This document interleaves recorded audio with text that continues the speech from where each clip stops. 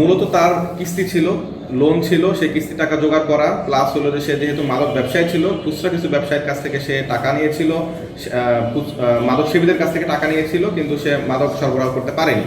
তো সেক্ষেত্রে সেই মাদক সংগ্রহ করার জন্য তার টাকার প্রয়োজন ছিল, সেজন্য সে মূলত এই হত্যাকাণ্ড ঘটিয়ে টাকা সংগ্রহ করার জন্য চেষ্টা করেছে।